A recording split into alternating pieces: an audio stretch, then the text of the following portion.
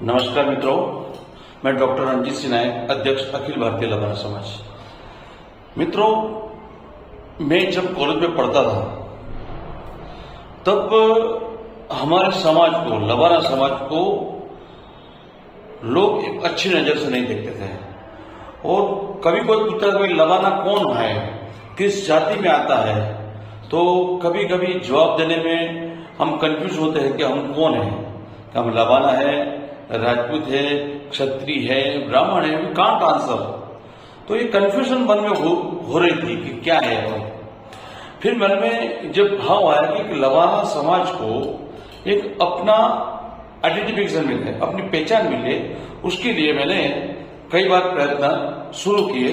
College के पूरा होने के बाद जब मैं दाहोद सिटी के अंदर कभी कभी हमारे रिलेटिव्स वगैरह जो आते थे उनके साथ में बाजार में घूमता था, तो लोग जो शहरी के लोग थे वो लोग अपने लोगों की मस्करी करते थे, गलत शब्द यूज करते थे।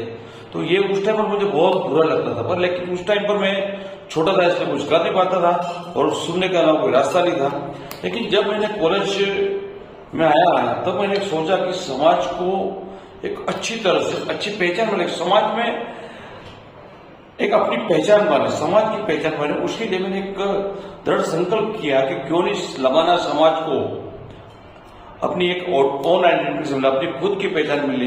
इसलिए मैंने प्रयास चालू किया।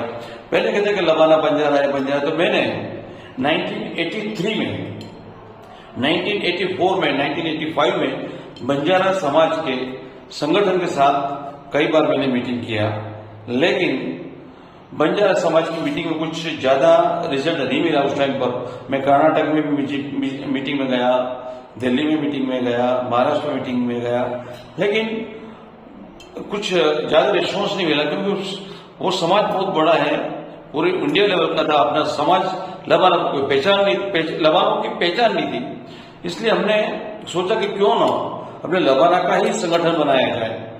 ये मन में विचार आया तो 1987 के अंदर सबसे पहले पंचमहाल जिला लबाना कर्मचारी संघ का गठन किया। ये पंचमहाल जिला लबाना कर्मचारी संघ का 1989 में रजिस्ट्रेशन करवाया गया कि भाई एक लबाना कर्मचारी संघ का रजिस्ट्रेशन बना। उसके बाद कार्यवाही चालू करी, उसके तहत हमने कामगिरी चालू करी, लबाना समाज के लोगों के लिए प्लॉट वगैरह भी लिया, कई सामाजिक सुधारणा का काम किया। लेकिन जब कर्मचारी संघ की रचना हुई तो साथ में लोगों को यह हुआ कि भाई अब कर्मचारी क्यों, सभी को जोड़ो। तो सबसे पहले मैंने 90 में गुजरात लबाना समाज की स्थापना की, पूरे गुजरात के लोगों को ज्वाइन किया। फिर उसके साथ साथ मैं मध्य प्रदेश और राजस्थान एडजॉइनिंग डिस्ट्रिक्ट है, एडजॉइनिंग स्टेट है, तो वहां पर भी अपने लबाना के काफी गांव है। लबाना समाज के लोग झाबुआ डिस्ट्रिक्ट में, बांसवाड़ा डिस्ट्रिक्ट में रहते थे। तो पहले ये 3 स्टेट को मिलाकर अखिल भारतीय लबाना समाज की रचना करी और अखिल भारतीय लबाना समाज के तहत एक ये कार्य चालू किया। उसके अंदर समाज को अपना नाम दिलाने के लिए, समाज की प्रतिष्ठा बढ़ाने के लिए कार्य चालू किया। उसमें हमने कई प्रकार के समाज का हमने तीन हिस्सों में हम समाज का डेवलपमेंट करने का निश्चित किया। पहले सामाजिक विकास हो, शैक्षणिक विकास हो और तीसरा आर्थिक विकास हो। सामाजिक क्षेत्र में भी कई सारी कुरिवाज थे जो समाज को दूसरे समाज की प्रगति के कंपैरिजन के अंदर अपन को थोड़ा नीचा देखना पड़ता है। इसलिए सामाजिक कार्य भी हमने शुरू किया। मुझे लोगों का भी भरपूर समर्थन मिला और वो भरपूर समर्थन की वजह से मैं आगे कार्य चालू करने लगा। साथ में हमने देखा कि education is the key to remove the poverty. समाज के बच्चों के पास शिक्षा होगी तो दुनिया की कोई ताकत उनको आगे बढ़ने से रोक नहीं पाएगी।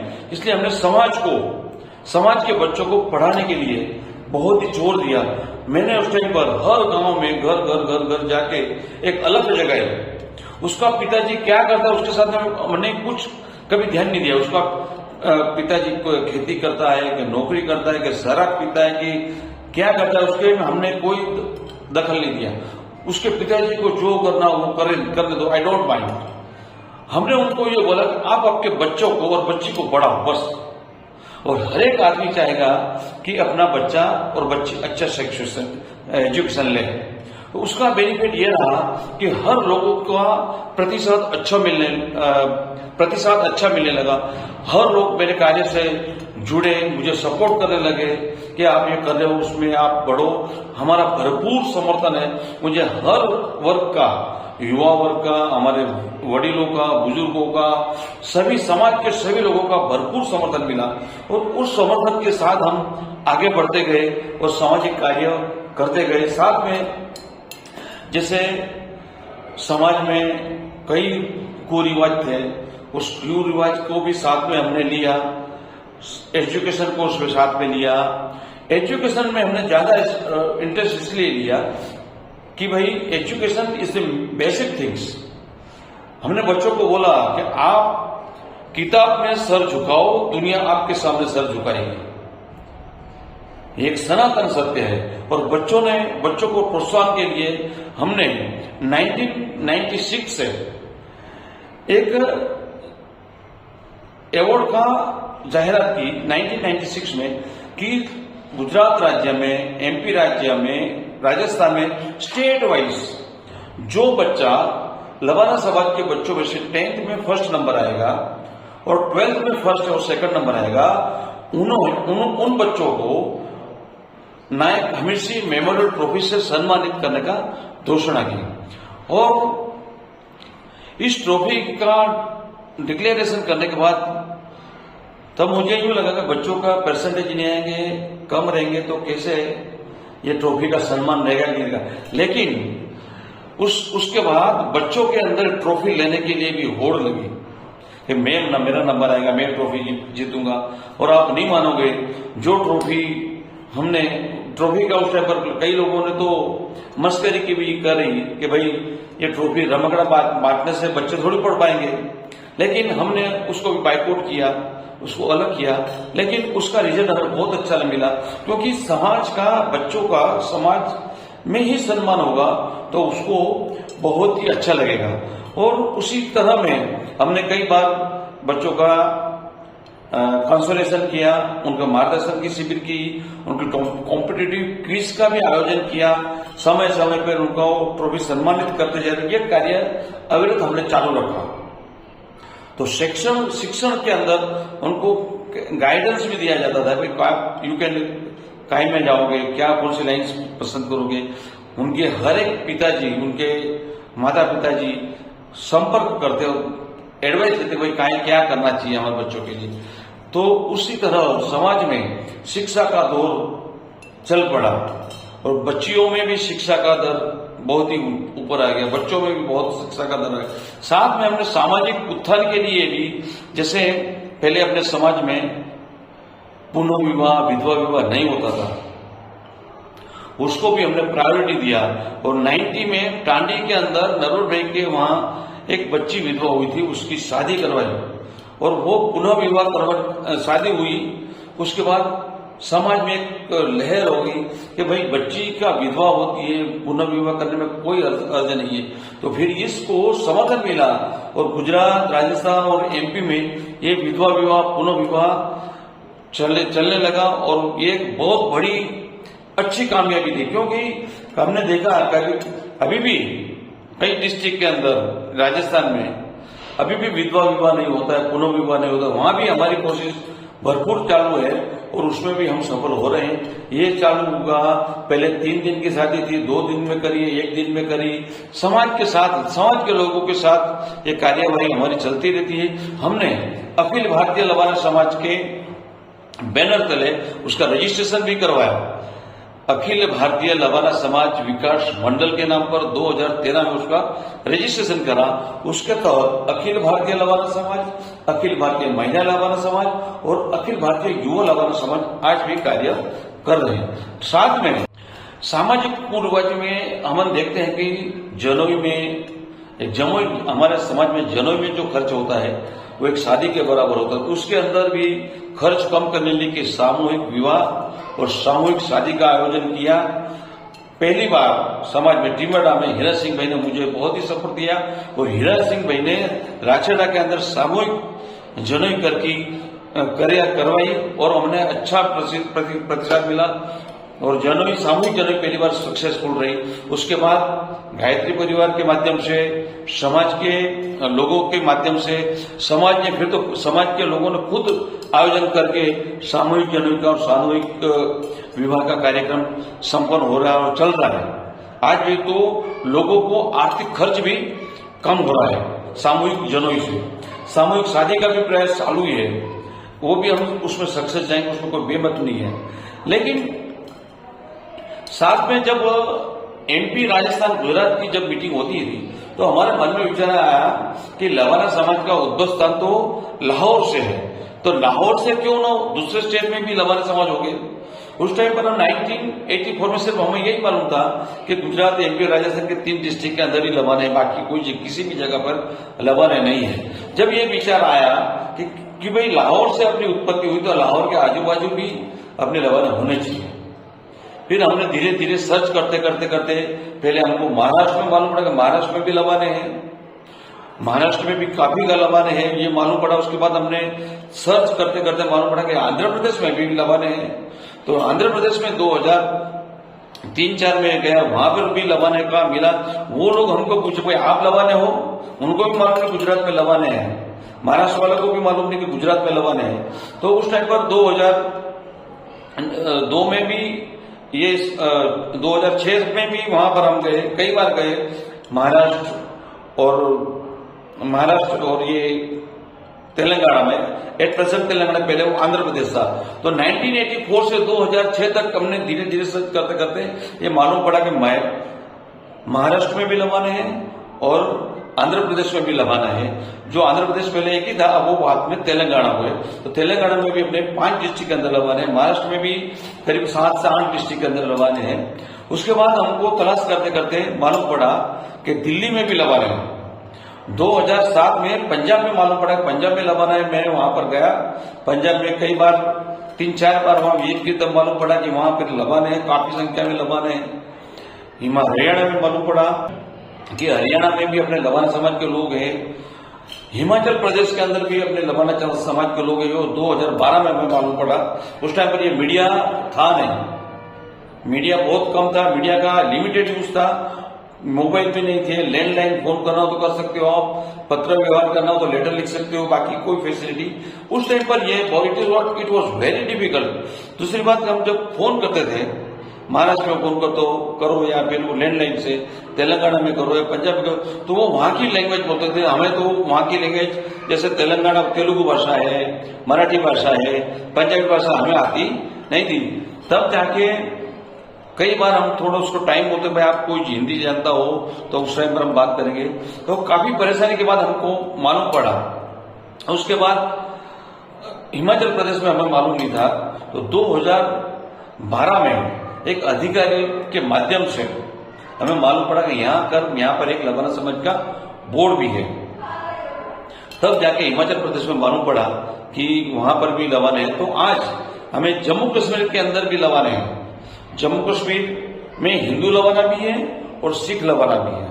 पंजाब में सिख लवाना है, हरियाणा में सिख लवाना है, हिमाचल में हिंदू लवाना है। ऐसे समय के साथ अपने ऑल ओवर इंडिया में लवाना समाज का अस्तित्व मिला है, जम्मू कश्मीर से लगाकर तेलंगाना तक। अब हिस्ट्री ये बोलती है कि लवाना समाज का योगदान, लवाना समाज के लोगों का योगदान हिंदू संस्कृति बचाने में काफी महत्व का योगदान रहा है। क्योंकि जो लवाने थे वो बहुत ही बलवान थे, मजबूत थे। तो उस टाइम पर सिख धर्म का गुरु तेग बहादुर की खोज भी अपने लवाना बाबा मक्खन शाह लवाना ने करी थी। उसका बाबा मक्खन शाह लवाना के बाद जब गुरु तेग बहादुर का मुस्लिम द्वारा वध किया गया तो उनका अंतिम संस्कार भी अपने ही लवाना समाज के लखी शाह लवाना ने उनका अंतिम संस्कार किया। इसलिए लवाना का हिस्ट्री भी बहुत ही पावरफुल है, लेकिन अपना कुछ रिकॉर्ड नहीं है, कोई उसका प्रमाण आपने कभी इकट्ठा करने के प्रयत्न भी नहीं किया। उसकी वजह से it was not notified in the gadgets. जैसे फिर हमने ये करा, फिर हमने पंजाब के अंदर मीटिंग करा, लुधियाना में मीटिंग करी, चंडीगढ़ में मीटिंग करी, दिल्ली में मीटिंग करी, हिमाचल में मीटिंग करी, हर स्टेट के अंदर महाराष्ट्र में मीटिंग करी, तेलंगाना, हर स्टेट में समय समय के हिसाब से 5-6 मीटिंग हो गई। तब जाके अपन we are coming on one platform. अभी ऑल इंडिया लवाना समाज के तहत सभी स्टेट के लोग मिलते हैं। हमने एक मीटिंग हमने ये देखा कि कई समाज के लोग विदेश में भी बस रहे हैं, जैसे कि यूएसए है, कनाडा है, स्पेन है, इटली है, कई स्टेट के अंदर जो यहाँ इंडिया से वहां गए हुए थे, वहां लोगों स्थायी हो गए। तो उन लोग वहां पर भी समाज के लोग हैं।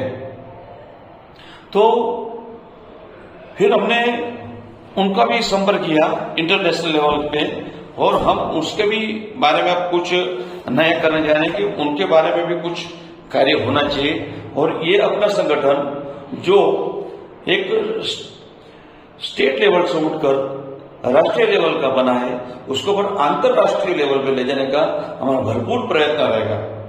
और उसके लिए भरपूर काम करना पड़ेगा, मेहनत करनी पड़ेगी। समाज का क्या क्या कार्य हुआ है, इसलिए हमने ये जो सामाजिक कार्य है, शैक्षणिक कार्य है, आर्थिक उत्थान का जो कार्य है, अब लोगों में खुद में जागरूकता आ गई कि हमको क्या करना चाहिए। क्योंकि लवाना होशियार तो है, बहादुर भी है, निडर भी है, कुछ काम करने का धगस भी रखता है, शक्ति भी है उसमें, तो वो कर पाएगा। तो इसलिए हमने समाज को आइडेंटिफिकेशन दिलाने के लिए भाई अपन लवाना कौन है, उसके लिए हमने स्टडी किया, माइथोलॉजिकल स्टडी किया, भाट के माध्यम से स्टडी किया। तो हम मालूम पड़ा कि लवाना क्षत्रिय राजपूत है और सूर्यवंशी है और रघुवंशी निकाय है। लवाना क्षत्रिय राजपूत सूर्यवंशी है, ये क्लियर है, उसमें कोई दो मत नहीं है। हाँ, उसकी उत्पत्ति के बारे में हम आपको अपनी वेबसाइट के माध्यम से आपको उसको इन्फॉर्मेशन देंगे, लेकिन समाज के हमने कई कार्य ऐसे चलते गए, जैसे शिक्षण है, बच्चों को बढ़ावा देना है, सामाजिक कुरीवाज़ दूर करनी। अब लवाना समाज का इष्ट देव, हर समाज का इष्ट देव होता है, तो लवाना समाज का इष्ट देव शंकर भगवान है। उसका भी तो भाई पहले एक पीठ वागड़ में जो मंदिर था, उसको 11 गोत्र का लवाना का मंदिर कहा जाता था। तो उस मंदिर को डेवलप करने के लिए, उसका पुनः निर्माण के लिए एक कार्य करा और 2015 में वो कार्य संपन्न हुआ। उसमें पूरे एमपी, राजस्थान, गुजरात के लोगों ने बढ़ चढ़कर तन मन और धन से हिस्सा लिया, और आज वो बहुत ही बड़ा सलारेश्वर धाम, पीठ सलारेश्वर धाम लवाना समाज का एक बड़ा जो हेड कहते हैं अपन, वो मंदिर वहां पर तैयार हुआ है। सलारेश्वर महादेव पीठ डूंगरपुर डिस्ट्रिक्ट राजस्थान के अंदर आया हुआ है। सो लवाना का 13 गोत्र है, एक्चुअली 12 गोत्र कहा जाता है, 11 गोत्र है, लेकिन बाद में 13वां गोत्र हाड़ा को सम्मिलित किया, तो एक्चुअली 13 गोत्र है। उसमें 11 गोत्र के लोग यहाँ रहते, बाकी सिंधु जात जो मथुरा के जो लवाने हैं, मथुरा से जो शिफ्ट हुए तेलंगाना और महाराष्ट्र, वो लोग मथुरा लवाना कहलाते हैं। डूंगरपुर डिस्ट्रिक्ट वाले जो लवाना है वो सिंधुड़ा लवाना भी कह रहे।